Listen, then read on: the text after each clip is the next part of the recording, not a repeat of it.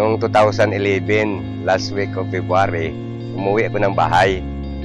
Pating ko sa bahay, parang pagubad ko ng sapatos ko, parang may tinik yung paa ko.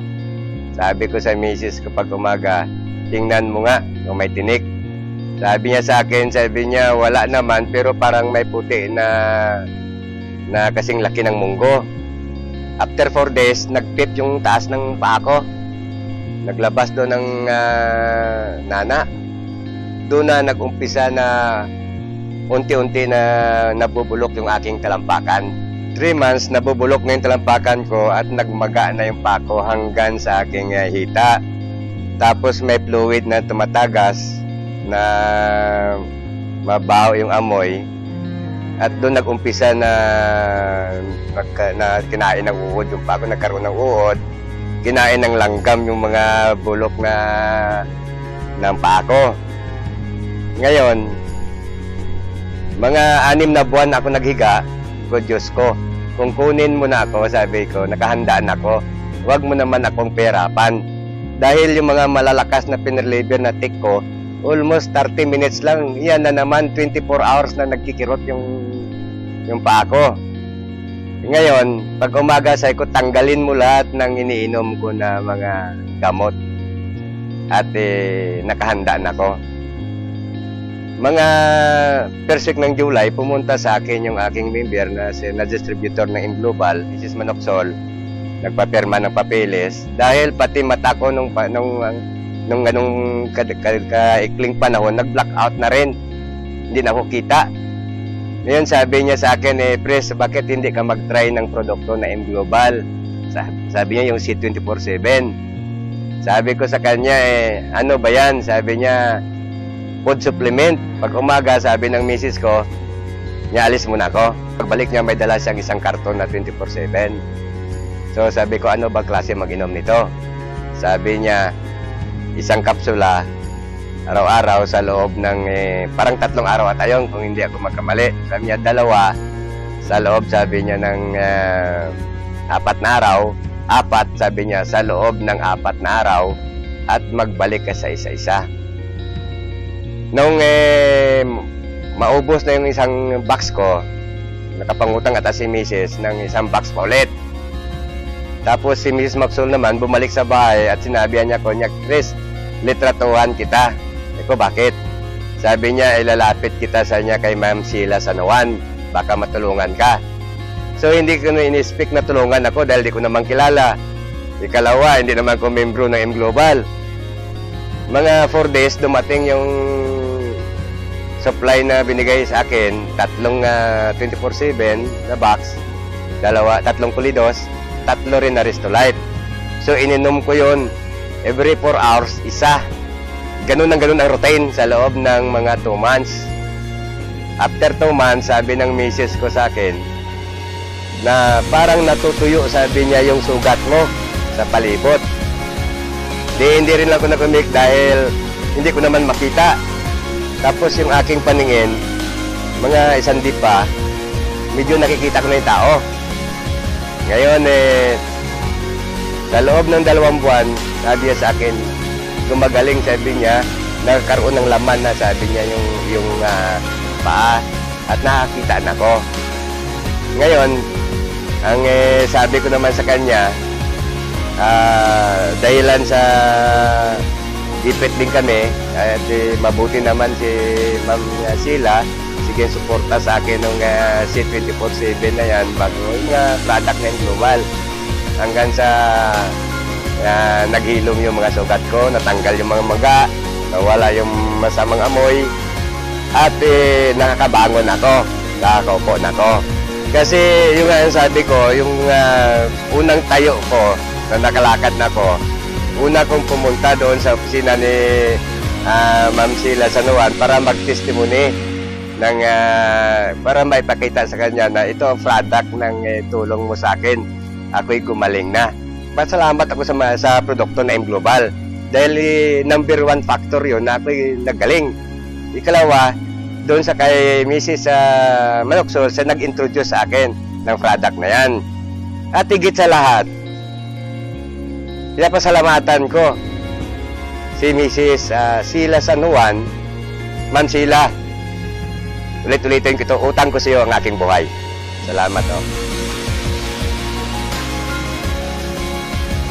Ako si Mr. Berilio Ligarde, 60 years old. Ito ang kwento ng aking buhay.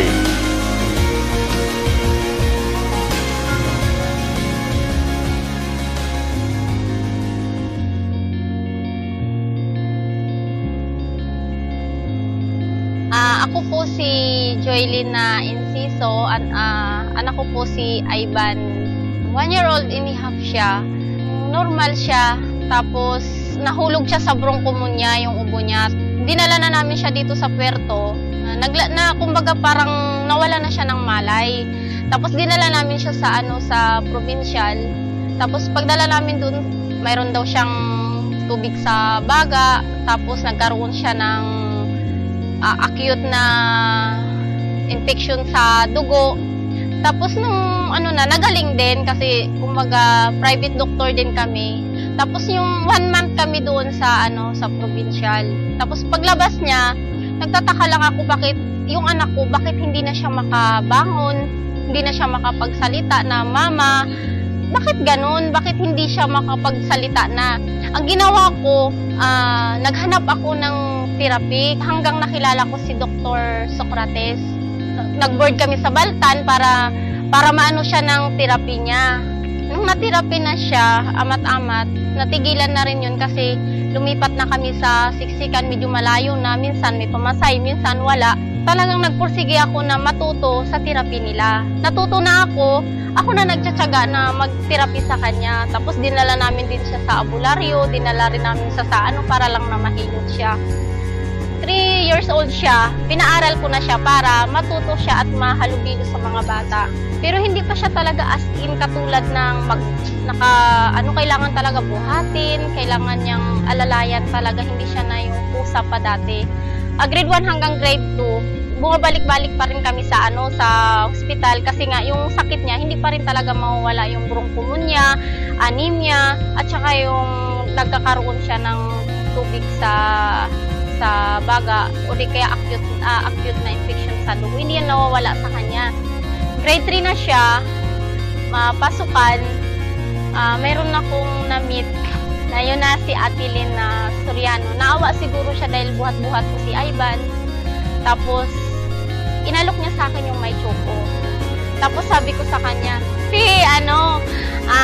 pwede ba utang? Sabi ko, hulug-hulugan kita. Tapos nun, pumayag siya.